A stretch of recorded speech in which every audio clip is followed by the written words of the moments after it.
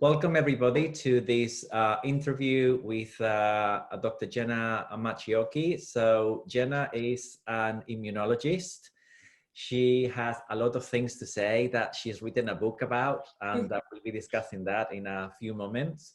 But today I really wanted to focus on how to keep the immune system healthy and happy, and how we can do that. Ideally interfacing with the microbiome, but I don't want the whole session to be about the microbiome because there's a lot more to talk about when you come to discussing the immune system.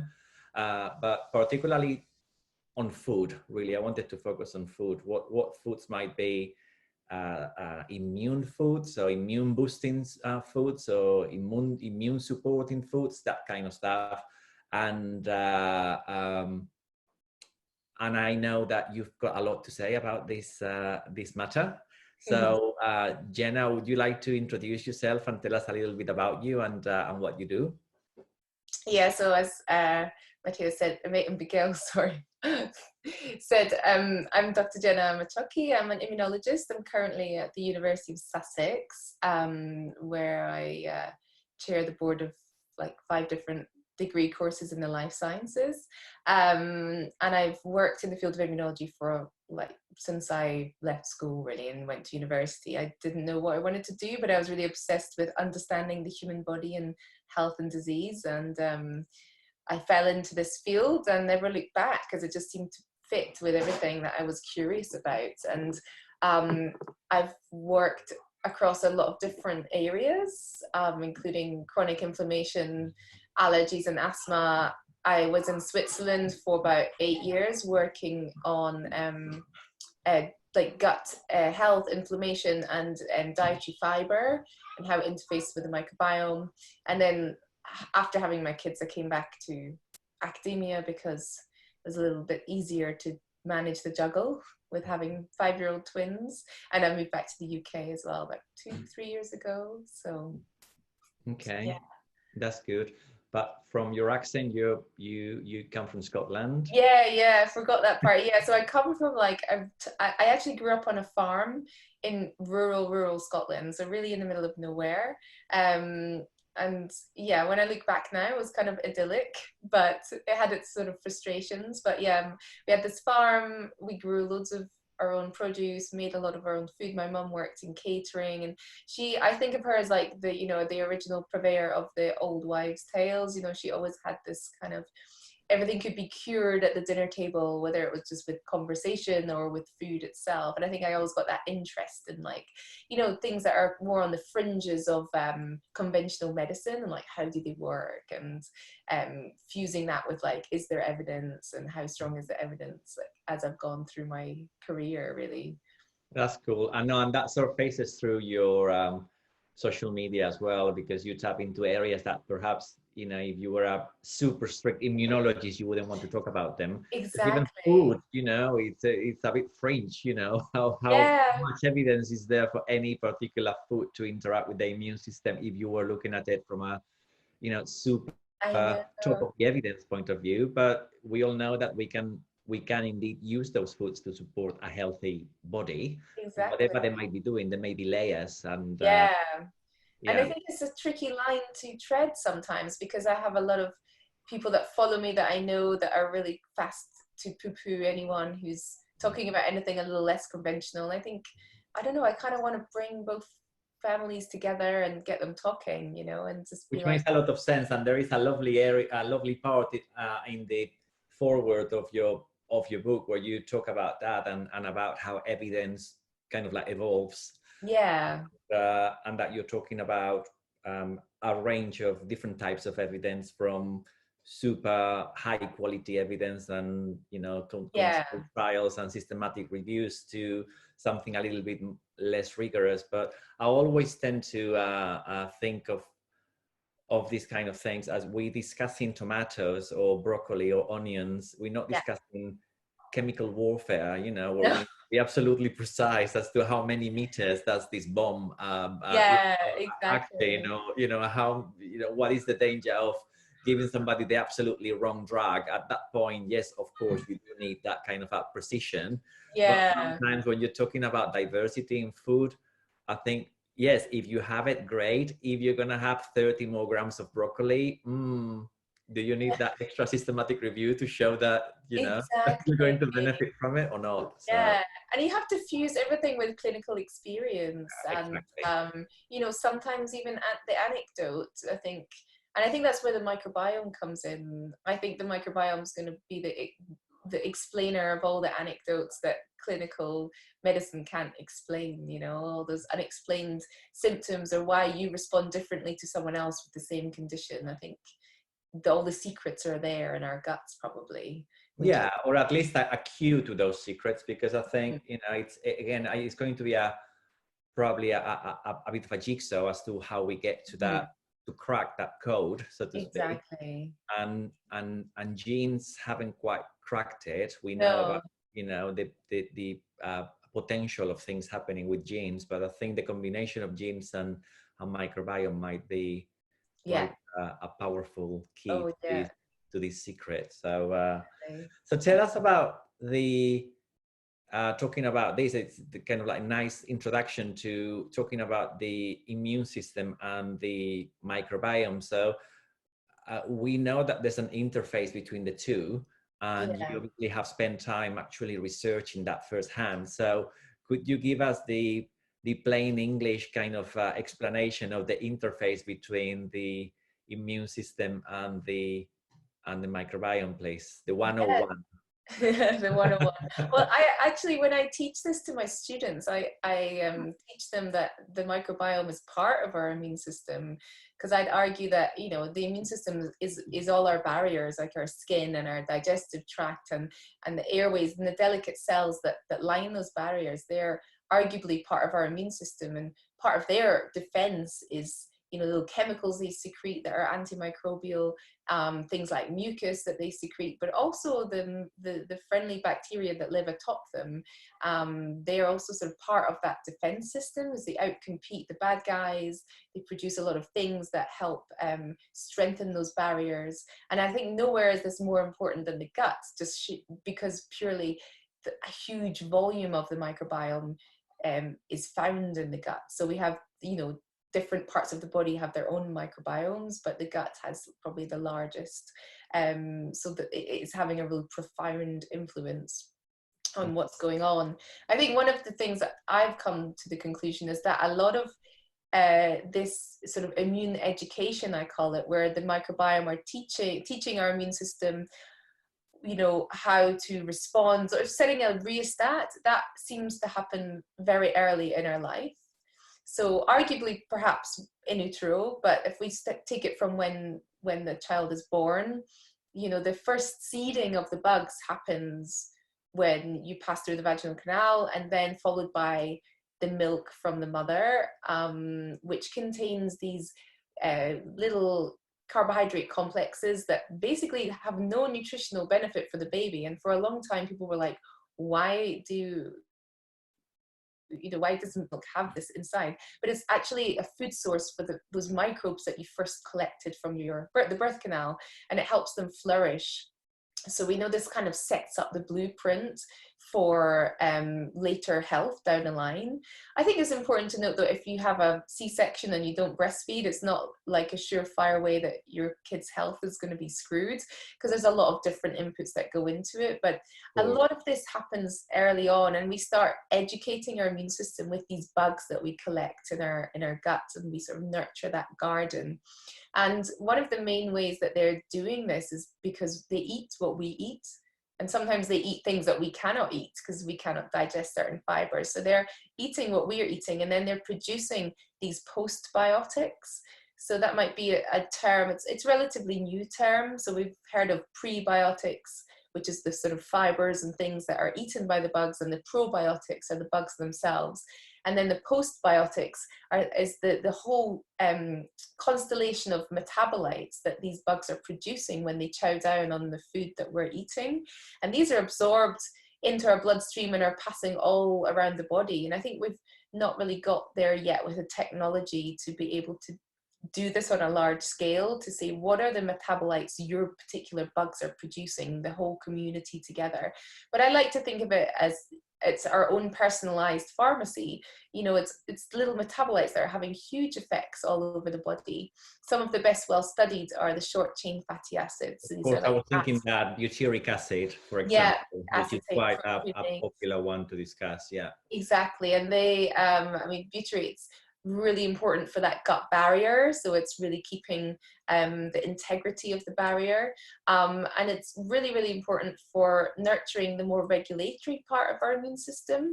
And this is the part that I think often we forget about, because we think of the immune system as going out to battle and it's fighting off the enemies, you know, but actually it's working hard all the time, even when we don't have any symptoms and we're not unwell, because it's regulating everything else. It's stopping those inflammatory firefighters from doing any damage when they shouldn't, and it's stopping us react to things we shouldn't, benign things in our environment like allergens, parts of our own body like, you know, an autoimmune response. And so these products from our microbiome digesting fiber, they're really helping nurture this regulatory arm, and it doesn't just stay in the gut. I think this is one of my favorite sayings from you, is that what happens in the gut doesn't stay in the gut. Which I have to admit, it's not my own. Oh, isn't that? It's not my own phrase. No, it's Alessio Fasano, who I Oh really yeah, know about. Yeah, so he's awesome. a Yeah. professor of gastroenterology at Harvard.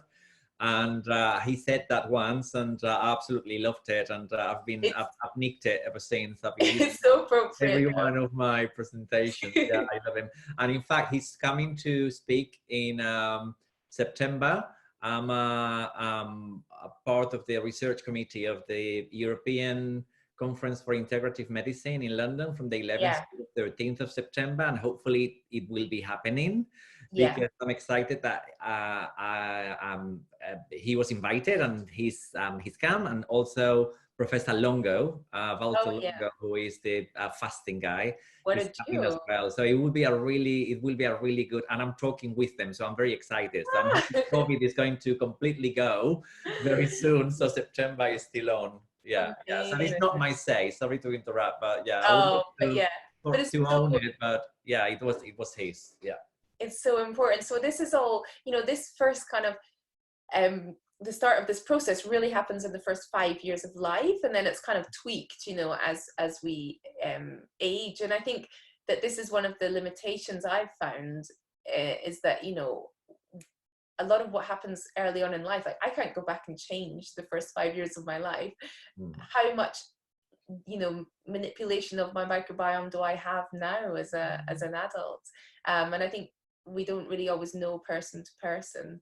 There's also, I think I was talking to someone about this the other day, and they were like completely shocked when I said about the impoverished microbiome. So if you don't get seeded with enough of the right microbes when you're a child, because your mother didn't have them and the environment that you grew up in didn't have them, then those are sort of lost forever, and you cannot pass them on to then any offspring that you have. And so over time, our microbiomes get more and more impoverished. And I think perhaps this is what's happened on a sort of more population level since the introduction of antibiotics, like in the 50s, and then industrialization and changes to our food supply and how we live, and our environment's getting too clean and spending less time in nature, and, you know, all these different kind of environmental inputs into our microbiome have kind of been eroded away. So there's a lot of things that's beyond our control, which I think is quite hard to digest, because we want to have a sense that we can do something. And we can control, yes. And I think it's very important to realize that a lot of things are non-nutrition things as well. Yeah, exactly. Which I was hoping to get into later, but certainly thinking back of your upbringing and growing in a farm, that has got a completely different influence in your seeding as a child. Exactly, yeah. As opposed to growing up in, you know, just in urban London. Although you could, urban London could be interesting, because there could be a lot of kind of like dirt in a park near you or something you to play with. But if it's very, very urban and you have little access to green areas and you're not getting mucky in the mud and dirty hands and things like that, it could be very clinical. You could just go from your you know, nursery to home, and then back to the nursery and home and nothing else. Whereas, you know, you grew up in a farm. I grew up in the middle of Madrid, but I had plenty of dirt to play with. I was I was always playing with sticks and and mud and things like that. I will do. Sorry. I will set my alarm on my phone. Yes. Okay. Cute. Can you ask that? Sorry. I don't know if I can do it, my love. Sorry. I think because it needs to be plugged in here. So come back in 5 minutes and I'll let you know. Okay. Sorry. I missed that last part. Oh, one of the things I found when I was writing the book was like, that was really revealing is that like you say, our environments have their own microbiome. Like literally every surface around us is covered with germs. Most of them good ones, 99% of them won't hurt us. And then a lot of the germs that live in natural environments and even on produce that we eat, so you're picking things in your garden and eating them as a child, that's actually helping with this process of cultivating a really diverse microbiome. So yeah, absolutely. I think that's something that's been forgotten about, really. And yeah, we did Atlas Biomed last year, did a project whereby we went traveling around different cities in the world and we swapped monuments. So we went to the Trafalgar Square and we swapped the lions, and we swapped Sherlock Holmes at, you know, the monument, and the Paddington Bear in Paddington Station, and, you know, all this kind of, all this kind of stuff. And we around the world, and I went to Germany and Holland with this as well, and then colleagues went to Russia and Australia and different places, and we collected the microbiome of statues, of monuments. Amazing. And it was fascinating to find out what was in them. You know, there was obviously a lot of bacteria from human skin, but some of it was kind of like a bit weird, you know, some pathogens as well, and so on, you know, strange mixes in different places. So anyway, so that's cool. And I'm always reading papers, and I was shocked to find some papers recently on, well, pleasantly shocked, so to speak, about the microbiome of trains and airplanes, and how it's quite strange. So if you travel by train a lot, your own microbiome as a commuter is going to share some of that strangeness of the microbiome of the train or the planes, because there's a lot of lack of diversity in the microbiome in a pressurized cabin. So then if you're a frequent flyer, you might also have less diversity, which is so interesting. I have to say, I feel really privileged that my commute to work is cycling through country lanes. But years ago, I commuted in London, and I think commuting is not just bad for your health, but obviously bad for your health via your gut as well, which is like so fascinating. It's just another factor of how modern life is just hard on our health, I think. And this is a kind of theme that spurred me to write the book, is that, you know, we have all this access to information and we kind of think that we're healthy and we know what we should be eating, what we should be doing, but most of us are feeling like 20% less than our best most of the time. So it's, it's like some kind of mismatch, isn't there, with like, what we're doing and what, you know, what's actually going to be beneficial for us. And I think it's just because life is busy. Modern life is hard, you know, a lot more pressures and things. And there's a lot more marketing of foods and stuff that we're supposed to be eating that is not going to be really working for us, I think. Yeah, we can get into that in a moment. I wanted to ask you about precisely this, how to fit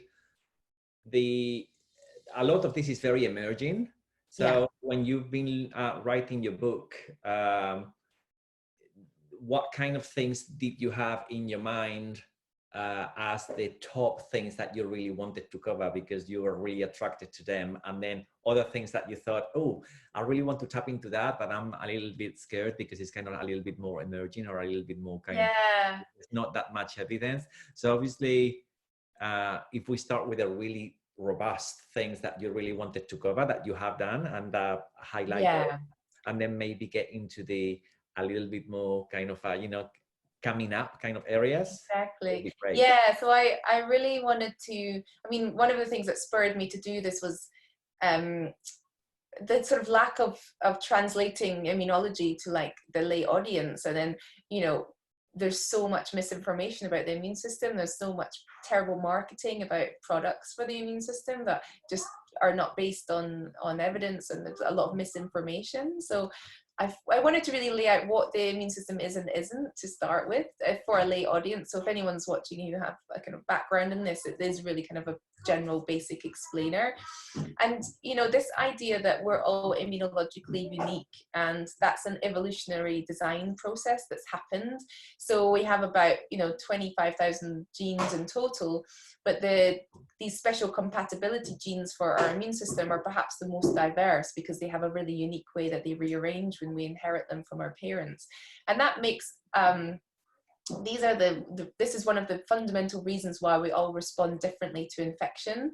So if you have, for example, you know, me and the other people living in my house and we all got an infection, some of us might get that very mild, some of us might end up in bed sick for a week, but we all got the same virus, like the influenza or something. Why did we all react differently? Well, you know, if we all reacted the same and we all died out because of that infection, and you look at that across the globe, you know, our species would no longer exist. So there's an inherent diversity in how we react to infections. Our immune systems are supposed to be different. So there's kind of a bell-shaped curve. There'll be the people that react really badly to influenza, and then the people that don't barely react at all, and everything kind of in between. But say you react badly to influenza, you might have a really good immune response against like a staph bacteria, for example. So there's no hierarchy. It's not like one person has a better or worse immune system. We have a diversity in how we respond. And then there's a bit more layers to that, where, you know, some people that have a particular type of these immune compatibility genes known as the MHC, or the human leukocyte antigen, if anyone wants to look up about this, that leaves them really highly predisposed to certain autoimmune diseases. So they've got an 80% chance of getting an autoimmune disease, but they're also really, really robustly protected from some infections. So there's a particular compatibility gene set that means you might have an 80% chance of getting ankylosing spondylitis, but you're protected from HIV infection. So it's kind of this weird thing where we have to have this diversity, but there's like a consequence where there's plus and minuses of this kind of jigsaw that we are immunologically. Yeah, exactly. So our immunity is kind of as specific to an individual as our fingerprint, and then you layer on top of that the microbiome you have, and you layer on top of that, you know, how many infections you've had in your life and how your lifestyle is and how old you are, and there's suddenly lots of other layers that kind of manipulate your immunity. And I think that it's really important to remember that. So the first chapter, I just kind of wanted to lay that out, and then I started to talk about chronic inflammation and, you know, why we're all not feeling our best, but we don't have all these horrible infections of years gone by, that our grandparents and great grandparents had to deal with, apart from the fact now we're sitting in the middle of a pandemic. Yeah, there is that. So, but generally infections are not really the biggest enemy to us in the Western world. You know, you might get a few colds and flus, but, you know, people are not dying from typhoid and cholera and polio as they once were. So I kind of wanted to think, what is happening in the modern world that's making us sick? And it's kind of this subtle thing of like, it's not really anything that you can describe. It's just people are not just quite right. A lot of it comes down to the microbiome, I think, and how that's been eroded. So I did the chapter on the microbiome. Then, yeah, looking at stress and sleep and exercise. Those were the other sort of three big areas. And then the last chapter on food. And then more fringe things, I guess I wanted to get into. I probably would have wanted to understand more about like mind-body therapies. I touched on it a little bit. And yeah, I kind of would like to maybe do the second book looking at different conditions like allergies, autoimmune disease, cancer, the different areas that the immune system touches, and then go really on a deep dive into the more alternative therapies for those. I think that would be the plan. But I didn't have enough word count left to include. Yeah, and I think a lot of that, I mean, I'm fascinated by that, and I think a lot of it, my understanding at a completely different level to yours is that the gut-brain axis, so the communication between the gut and the brain, and particularly the vagus nerve and that kind Yeah. of, you know, that cable communicating between the gut and the brain, and that sympathetic drive that we tend to be kind Yeah. of stuck in, you know, this, which is great because it gives us the drive to get up in the morning, and the Yeah. cortisol and the catecholamines, the kind of, you know, the adrenaline and noradrenaline and the dopamine, and all of this gives us a lot of kind of a oomph, which can burn us out if we overdo it, but it allows us to achieve things and to feel that we are kind of, you know, getting things done in the day. The flip side of that is that when that is going on to overdrive, the immune system is kind of like struggling to function at that kind of level that is optimal, and that leaves us exposed to not just the attacks from the outside world, but also faulty regulation, which you were talking about. And I think that's the most important when it comes to like things like cancer and so on, because you know, I had a brother who died of cancer. I was when he was 13, I was 8 at the time, and he was ill for 3 years. He had a synovial sarcoma. You can think, what are the exposures to a child like that? You know, he's not smoked or, you know, drunk or anything. So what is going on in like in baby cancer or like, you know, infant cancer? It's the regulation of the immune system itself. Not because it's been, okay, it could have been a virus that had been the treatment of that, but it's just the regulatory part of the immune system that's faulty. And that I find that when you calm down that sympathetic drive and you go more into rest and repair, or the parasympathetic drive, whatever you do, whether it's, you know, super woolly or super evidence-based, you know, whatever you do to engage more the parasympathetic nervous system, so you go more zen, you know, and you can, you know, you feel more grounded, and you tap into spirituality and all this kind of stuff. Well, the power of prayer, the power of meditation, mindfulness, breathing techniques, all of that kind of stuff. Whatever it is that you do that engages your parasympathetic drive, you're allowing your immune system to say, oh, I don't feel so constrained now to do my job. I can do my job. Like I've had a proper night's sleep now. I can actually do my, I was saying to you before, this whole COVID thing has allowed me to sleep more, so I feel more with it. So it's that perverse kind of effect on me. And I think that's what happens to the immune system. It feels a bit more refreshed when you go into a little bit of a break from all the, like stress, which some people really feel and they manifest and they tell you about. A lot of people don't even know they are stressed there. It's just so insidious. It's just kind of like bubbling under the surface. It becomes the new norm. And if you think, I mean, if you just the micro stresses of life constantly, like I find being a working parent is like a lot more intense than when I think of what my parents experienced, just because different pressures and different financial situations. The nature of jobs are not just clocking in at 9, clocking out at 5. It's like it creeps in. Your email is always buzzing. There's deadlines that mean you're working late at night.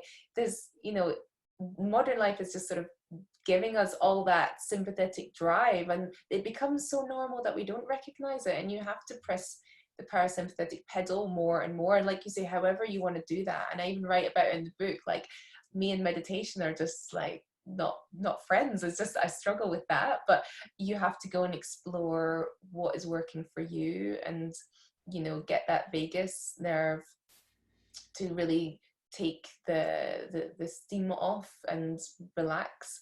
And I think that there's the inflammatory reflex as well. So the vagus nerve is really important in calming down inflammation and getting rid of that. We need it, but it's also only ever a short-term thing, and we want it to go away when it's not needed anymore, because it's got all this sort of collateral damage. And paradoxically as well, there's almost like an element of competitiveness as well in how you do the parasympathetic thing as well, because you listen to, you know, you go onto your Instagram and everybody's like, oh, I've just done my half-an-hour meditation, oh, I've just done this wonderful yin yoga class, and you feel, oh my god, I'm stressed just reading it. What's wrong with having a bath? Exactly. Just like, you I know. what's wrong with watching RuPaul Drag Race on repeat, series Exactly. 1 on your iPad in the bath Yeah. for 2 hours.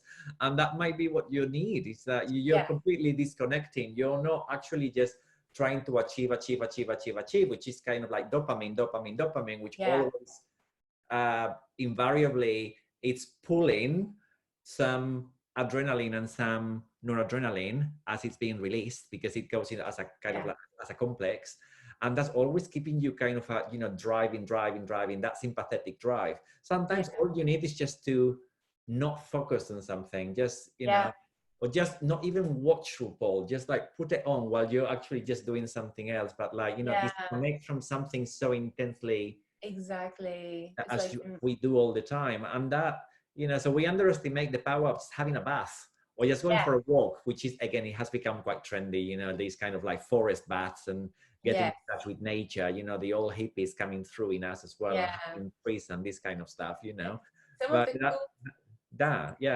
the cool stuff is like, even like looking out of your window and making your gaze really wide, it sends a signal to your brain that it's very calming. So when you're looking at a screen, you're very focused, and then taking time to just look outside the window and stand up from your desk and stuff.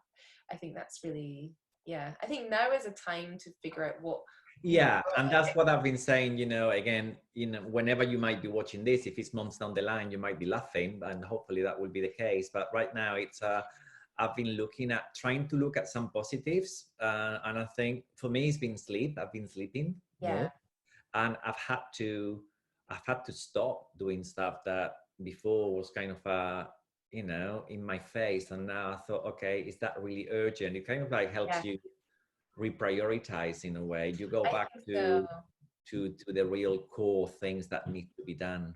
And I think that, before long, life will return to normal eventually.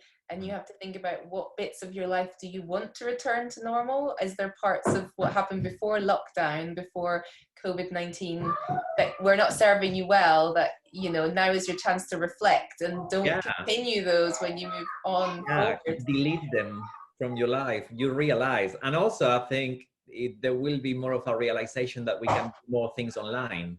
Yes, exactly. People, why did you need to be in the office at 9 o'clock every Tuesday when you can actually perfectly do whatever you were doing from home?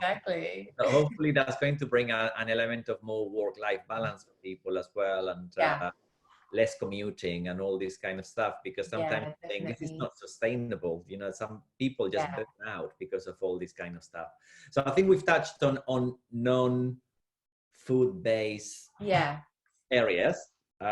Is there anything else you wanted to talk to us about in that kind of respect? I think probably the final word would be on that, like that, health is complex, and that, if we try and think of manipulating all aspects of our immune system through diet, then we're just missing a lot of opportunities. Because it's kind of like, I like to think of it, you've got diet, you've got sleep, you've got your microbiome, you've got stress, you've got exercise and movements, and they're all important. There's no really a hierarchy, but everybody's going to have their own Achilles heel. So for me, like, I don't sleep well if I'm worrying about stuff and I'm working too hard, or I'm on my computer in the evening. And so I have to kind of work really hard to protect my sleep and make sure I get good quality sleep, because then everything else is pretty good. And everyone will have their own thing. Like, maybe you struggle to get your movement in every day, or you struggle to eat well. It's like all of these inputs are shaping our immune system. So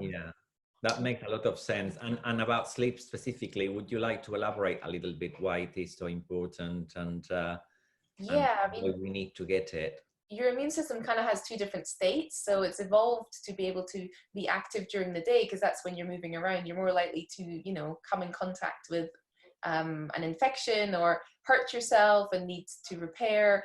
Whereas when you're sleeping, you're less likely to. So it's a time where the immune system kind of takes stock of everything. It produces fresh new cells, gets rid of the old cells. It's healing and repairing. So it's working really hard. And plus melatonin, the sleepy hormone, is very anti-inflammatory. So it's kind of bringing everything down.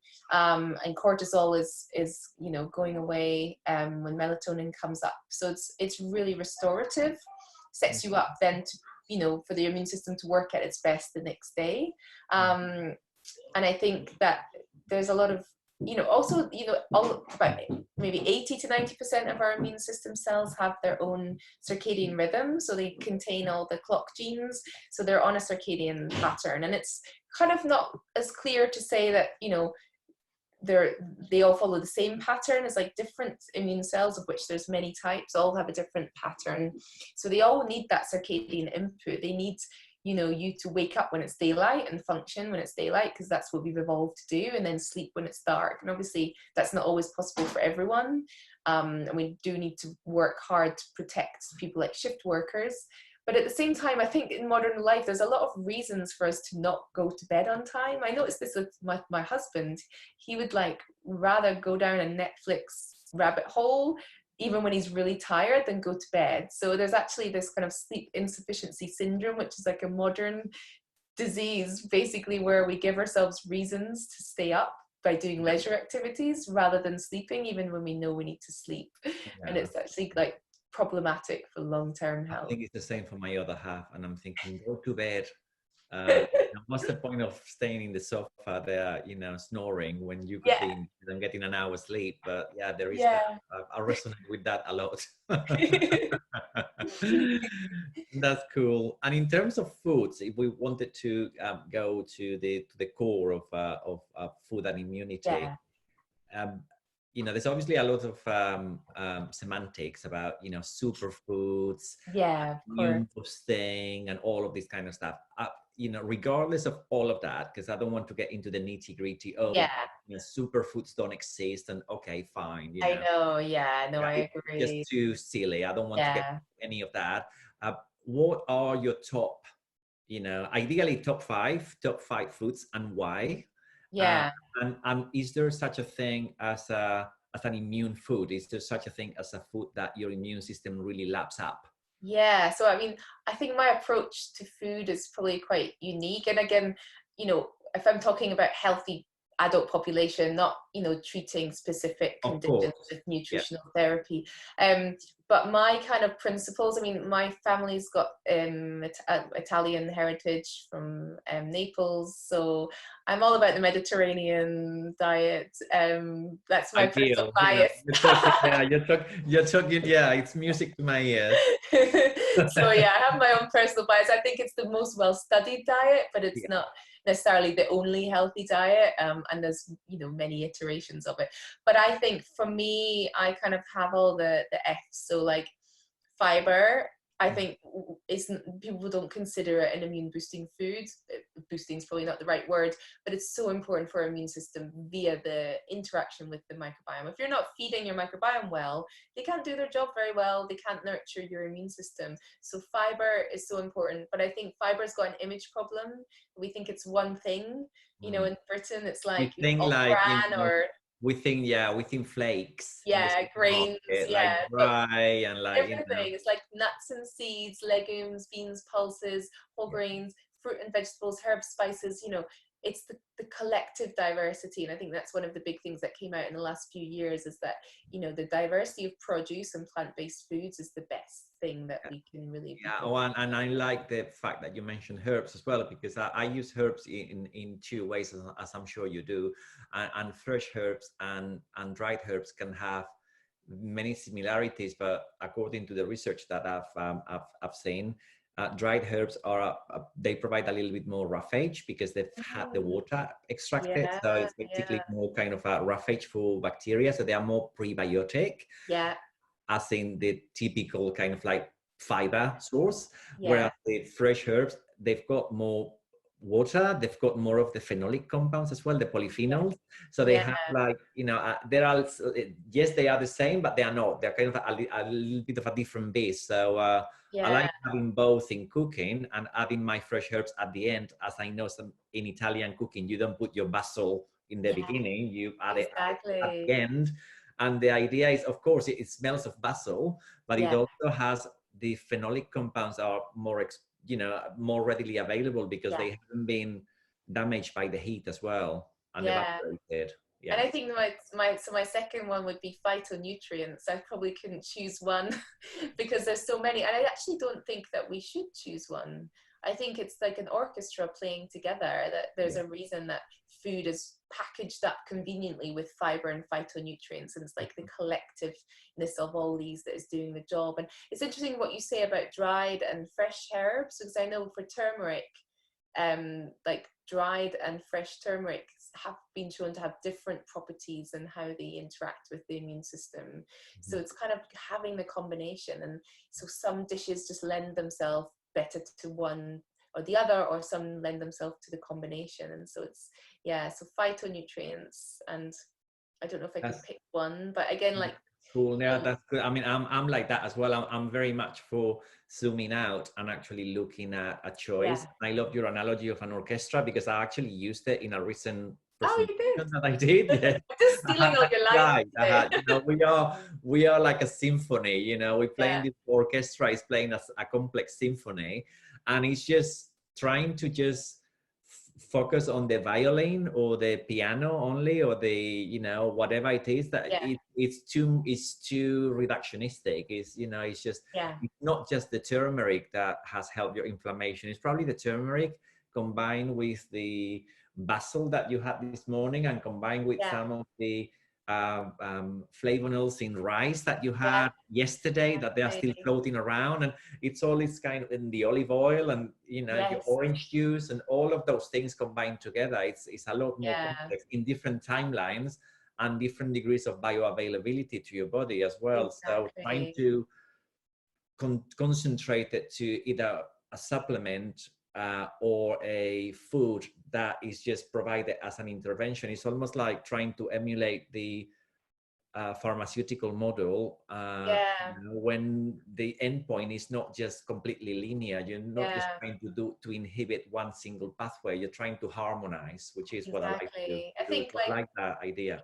You know, the test tube studies really help us identify the mechanism. What is that particular phytonutrient doing? Oh, it's doing this, it's antimicrobial, or it's antiviral, or it's anti-inflammatory. But when you put that into a complex system like a human, you know, loads of other things going on. It's you know, it's going to be the collective nature. And I think supplements obviously have their place, and you can maybe get into that as well. But, you know, I think I've seen a lot of data for particularly antioxidant supplements, phytonutrient supplements. I have a friend who works in the US that were testing loads of these, and just found wild variations in the amount of bioactive ingredients in there. Plus, there's also kind of the argument that some is good and more is not always better.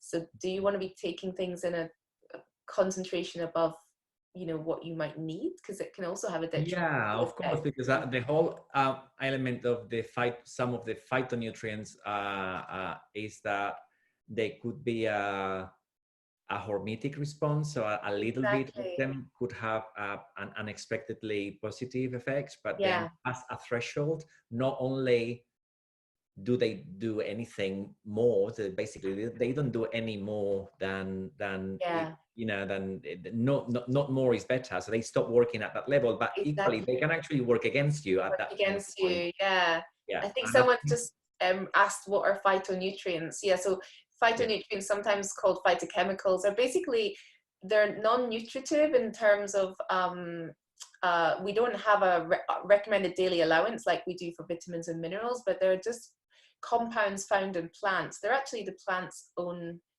defense system. So a plant can't run away from an insect, but it needs to produce some sort of compounds when an insect bites it, and to try and stop it from eating it. So it's kind of like their own intrinsic, what do you call that, like defense mechanism in a way. And also the argument for having this orchestra of different compounds in a meal is the fact that they work in synergy. So whilst a huge amount of whatever it is, whether you take it in a capsule or whether you do a meal that has got just that one thing, so, you know, loads of turmeric in a meal compared to loads of turmeric with other things, it may also enhance, or it may modulate that response, so it may change that response, so it's not actually working against you so much, because it's that damage actually being kind of like buffered by other substances as well. That's the way I understand from research. Me too. And like the bioavailability tends to be maybe optimal when it's in food as well. And that's where, you know, things like, I think turmeric's the classic one. You know, we all know it from delicious curries that are full of like lots of other vegetables and like coconut It's milk not and just stuff. turmeric that you That's have really in the going to help curry. the absorption of turmeric, but it's providing a whole bunch of other A stuff whole at bunch the of same other things, yes. time. And there is a question about the reference to the fresh turmeric and the dry turmeric, which what we'll do is we'll pick that up and Oh, I can we'll always share find it. it. Yeah, Yeah, I'll have don't a look. worry, we'll share it. So I'm keeping Yeah, hold of these questions, and if there is anything that requires a paper or something like that, we'll share it, or we'll do an Instagram post or something. yeah. So don't worry. So like my next diet thing would be fats, so good fats. And yeah, I already disclosed my Italian bias that olive oil is life. Yeah. So but I think it's just stood the test of time. I don't think I need to see randomized controlled trials on olive oil because it's been around for so long, and I think it's just one of the most delicious things in my diet. Yeah, there is a question about somebody undergoing chemo radiation, and if somebody needed, this is a bit of a specific question, but it relates to the calories from fat. So it's, you know, somebody who needed to have more calories than normal, without they might be struggling to keep the weight on for whatever reason, whether it's that or anything else. I always feel that, you know, there's always this kind of thing. There's this have bata because it's very calorific. And of course, bata perversely has got a little bit of butyric acid as well, which is quite good for the gut lining. So that can actually be quite soothing. But I would spread my advice would be to spread the fat content with olive oil, particularly. I think olive oil is going to give you a lot of value at this point. I don't know whether you agree with that. And I think that, you know, a high fat diet, particularly saturated fats, can really damage the gut barrier. It's one of the key things that can make your gut a bit leaky if it's in the absence of appropriate levels of fiber and vegetables and those things that actually seal the gut back up again. So I think you have to be a bit careful to just having fat in the absence of like lots of vegetables and plant-based foods as well. Yeah, the olive oil particularly good. And in terms of another question that's come up, your thoughts on vitamin D supplementation, which is obviously fat-based. So we can tackle that here. What do you feel about these fat-based vitamins like vitamin D and supplementing with them? Because I know you touch upon those in your book as well. Yeah, I think it's important to have a healthy level of vitamin D and a consistent level of vitamin D. And there's no real way to know that without testing, really. Yeah, exactly. I don't think we should be taking huge boluses of vitamin D. I think we should be trying to get a bit of sun exposure to keep it topped up. And yeah, if you're concerned, the best way is to be tested, really. To be tested, yes. And I agree with the evidence, which is basically anything, if you have a common sense supplementation, so anything from government advice, which is, I believe, 400 units, so that's pretty safe, and it stops you getting deficient, to maybe a little bit more if you are adventurous. And if you do that, then do test. There are various different people offering private tests. If you don't want to overload your GP particularly at this time, don't go asking for a vitamin D test at this time to your surgery, because you may not get it.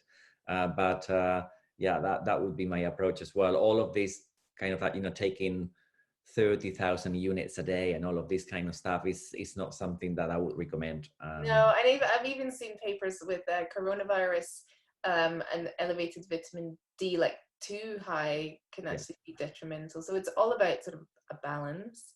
I think the other thing on fat to say is I'm a big fan of omega-3 fish oils, because I think that they're, you know, the nature of our modern day diets is that we don't tend to get as much as we need, and there's quite a good safety profile with taking fish oils, even if you're not deficient. So they are making our cells nice and fluid in the membranes, but they're really important signaling molecules for our immune system, and they help with this resolution of inflammation. So they help with the switch towards resolving, which I think they can also help with the bioavailability of vitamin D if you take Yes, if you take your exactly. low, a sensible dose of vitamin D, like the Yeah, government advice, 400 units, which I think is in micrograms, is 10 micrograms, I believe. So it's a small amount, but it stops yeah, you from the deficiency. And if you take that with your fish oils, or if you're not having fish oils, but you're having a tin of sardines, or you're having your yeah, fresh mackerel or yeah, anchovies or anything like that, that are source of these fatty acids as well, that also enhances the bioavailability of that supplement. yeah.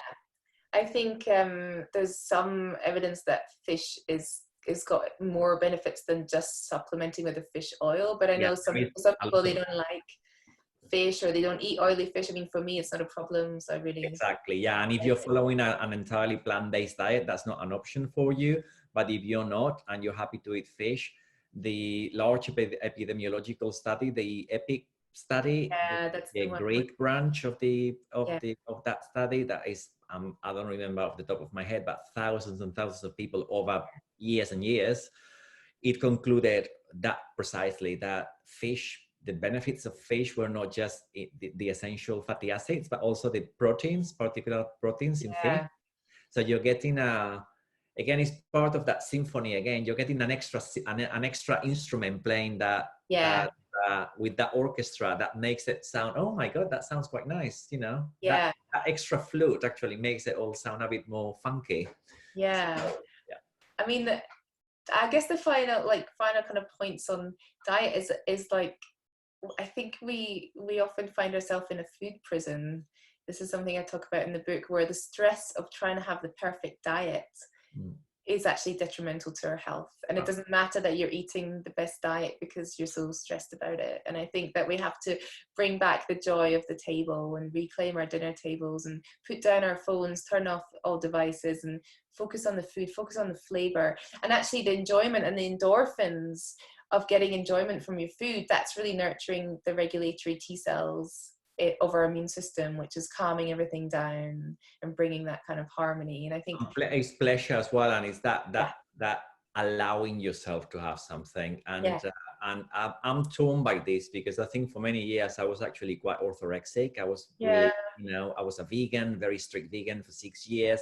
I was gluten-free and dairy-free. I was a nightmare to go out with because I wouldn't eat anything. the worst dinner party guest. I know, I was like, a complete, party animal, but like, strict vegan and dairy and gluten-free. I was like complete Yeah, extremes. And then I started realizing that somebody said something about, spirituality and being soft to yourself. And, when I was training to be a yoga teacher, and that really got to me, almost like, it was yeah, a bit of a wake-up call, because it was that just at that time. And it's taken probably like 20 years for me to actually get to the point that yeah, I know that when somebody has a goal, this kind of idea of, anything you fancy, in small yeah, amounts can be a bit of a slippery slope, because if you yeah, have exactly. willpower issues, then that can be, you'll never achieve it. But equally, if you're too strict, you never fully enjoy what you're No, doing, because exactly. you've got that jail that you're talking about. You're stuck in this Yeah, prison that you've created around yourself, because you're not allowed this and you're not allowed that. And somebody was telling me yesterday, we were just having a chat, a friend of mine, how a friend of hers didn't want to have this meal because she heard the microwave thing yeah. in the small restaurant. So basically, Oh, the guy asked, has this just come out of a microwave? And when he knew that it's just come out of microwave because it happened yeah, to eat it, he didn't want to eat it. So to the point of that kind of control, yeah, it can make you fall ill, because you're not exactly. actually allowing your Yeah, gut to extract the nutrients. You're completely stressed out about what might yeah, be in it. Oh, has this water got chlorine? Oh, has it yeah. got, and in the end you never enjoy anything. Never So there's enjoy a anything. fine balance to be Exactly. taken. I But think I would encourage anyone to go on the journey of exploration, whether they do that with a nutritional therapist or other professional or on their own, and realize that the nocebo effect is really real. Like, if you believe so much that something's going to make you feel unwell, then you will probably end up feeling unwell, but you don't know if that's actually what's happening yeah, inside your body or not. And I've spoken to so many people, and I've tried to, if you talking about what they're eating, and they've said, oh, I cannot eat that, cannot eat that, cannot eat that. But then you're like, how do you know for sure? Because then when you try and probe a bit more and do the food diary and everything, then, you know, there's actually no reason other than the reason they've created in their head. Created that And reason. you know, I think I had to go on my own journey. I was diagnosed celiac, and prior Yeah. to that had loads of digestive problems, and also like other problems like brain fog and stuff, because I didn't know. And even going gluten-free and sorting out all that, you're sort of left with a residual kind of problem because your body's been under stress for such a long time. And I just think that, you know, when you make those huge changes and you figure out things that might be not reacting well with you, it can take many, many years before your body settles down into a sort of nice state of homeostasis. And it can be very frustrating if people have been feeling unwell for a really long time and do change their diet and start to feel better, but that is not enough. It's not an instant enough. It can be really, you know, really takes. Yeah, no, it is tricky, and we all react, as you say, we all just as our immune system is unique to all of us, and that determines how we react to infection. You've seen it, and I've seen it. People react to things that I cannot even imagine to believe that somebody could react to that. You know, just a tiny amount of something, and they end up like bedridden. So that's kind of you know, it's puzzling.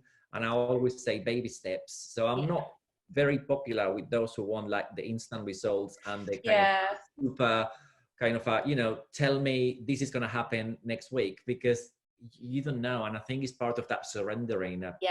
You know, whether you look at it from a more spiritual point of view or just completely factual, things don't happen overnight. Exactly. Even if you change your diet completely today, you feel wonderful tomorrow because it's taken you 10 years of feeling unwell to come to see me today. So it's not all going to change in a week because more carrots. So you have a bit of time.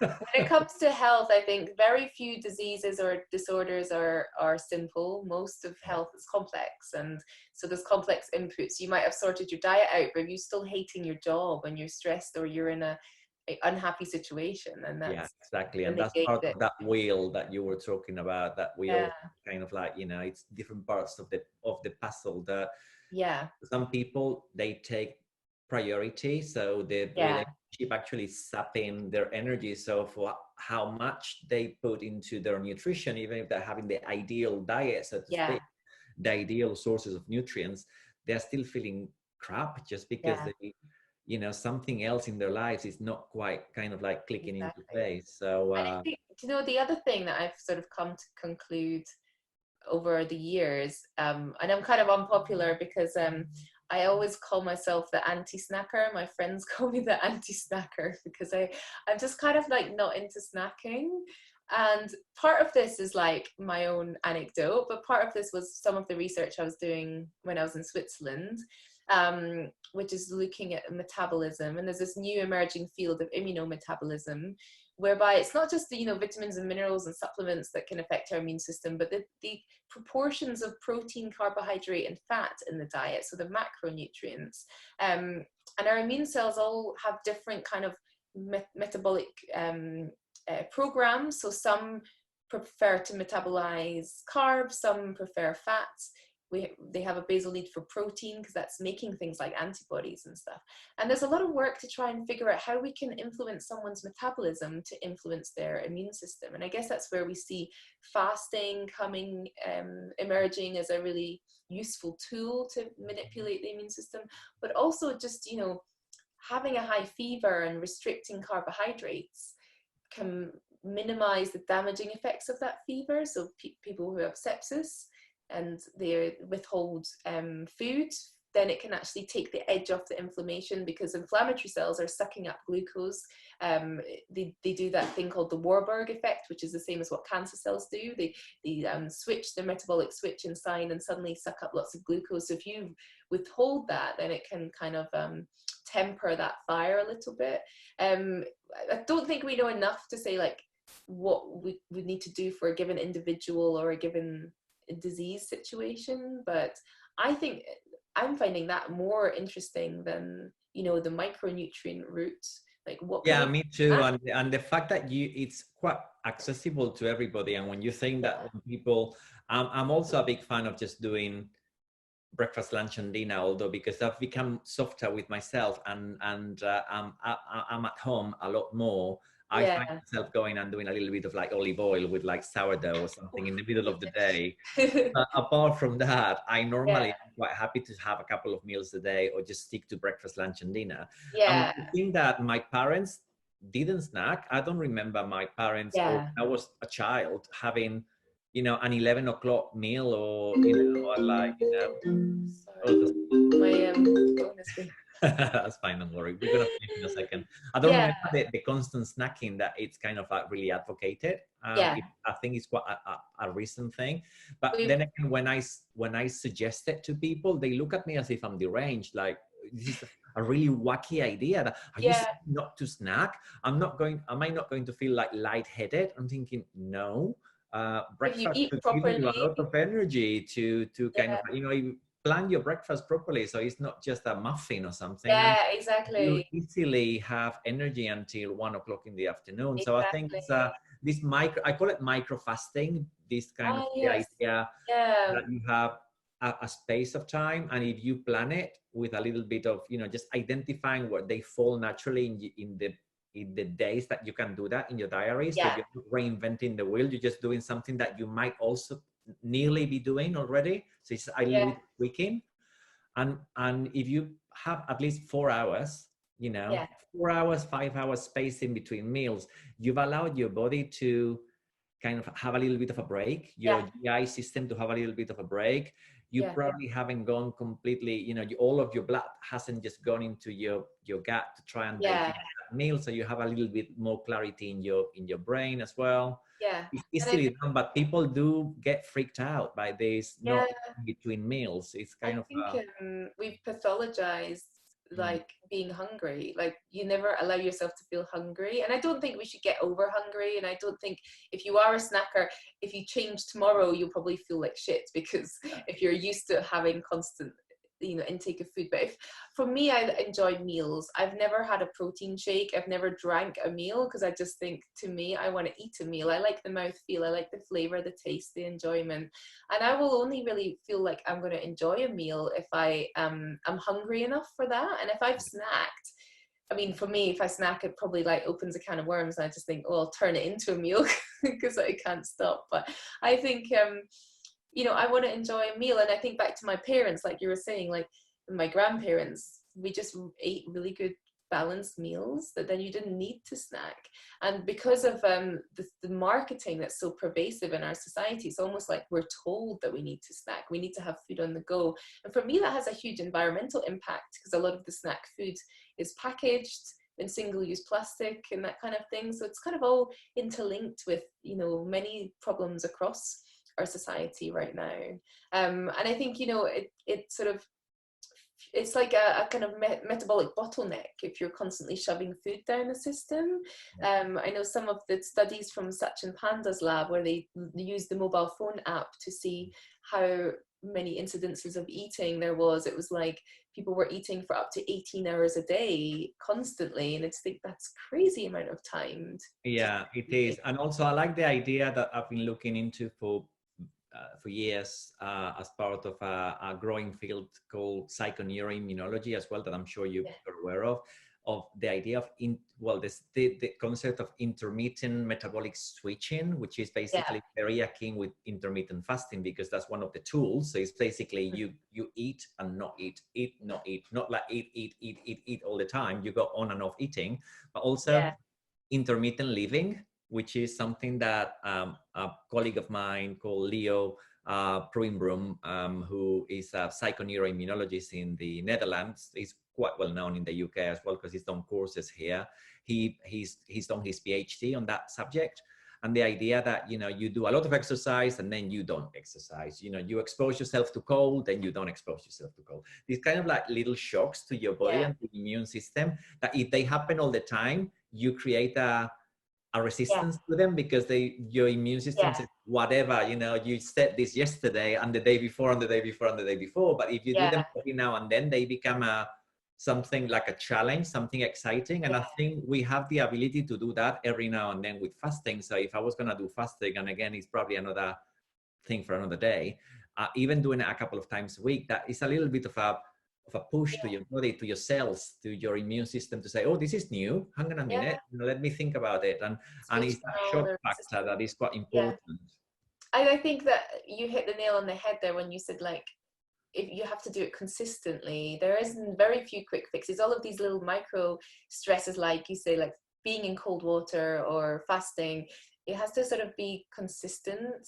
It's not like you do it once and it's going to once and that's it. Yeah, you do it once, but then even if it's intermittent, there's a consistency in the intermittency. Yeah, you know, it's like once a week or a once every 2 days or something. And the benefits sort of build up over time. You know, I think that's kind of things like using sauna and using ice baths. It's going to be, you know, there's lots of data on elderly people who've been cold water swimmers, and it's, you know, they have this really robust immune systems, and it's, you know, because they've been doing that for years, you know, it's been a consistent good habit. And I think it's a little micro stress. It increases all our own endogenous antioxidants, so we don't need to always get these from diet, because we've got ways that we can induce them, our endogenous ones as well. So we, you know, we have to factor that in as well. Well, listen, it's been fascinating. I could keep talking to you for hours, but I know you've got your children in the background kind of wanting a piece of you. And I've got my dogs coming back as well, so they're probably going to end up walking in the room and knocking things about.